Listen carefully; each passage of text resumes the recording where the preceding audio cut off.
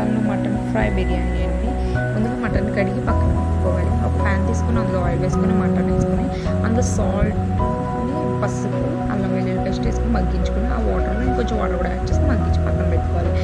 ఈ మటన్ని తీసి పక్కన పెట్టుకుని ఆ సూప్ కూడా పక్కన పెట్టుకుని ఇంకో ప్యాన్ తీసుకుని అందులో ఆయిల్ వేసుకొని కరివేపాకు, మిర్చి, ఉల్లిపాయలు బాగా మగ్గి తర్వాత మటన్ కూడా ఇందులో యాడ్ చేయాలి. అందులో కొంచెం కారం కూడా యాడ్ చేసి మనం పక్కన పెట్టిన సూప్ కూడా ఇందులో యాడ్ చేసి ధనియాల పౌడర్, గరం మసాలా కూడా యాడ్ చేసుకొని దాన్ని బాగా కలపాలండి. దగ్గర పడిన తర్వాత కొత్తిమీరతో గార్నిష్ చేసి పక్కన పెట్టాలి. బిర్యానీ కడాయి తీసుకుని పుదీనా, కొత్తిమీర, మిర్చి, ఫ్రై ఆనియన్స్, కారం, పుదీనా, గరం మసాలా, అందులో కొంచెం పెరుగు కూడా వేసుకొని బాగా కలుపుకోవాలండి.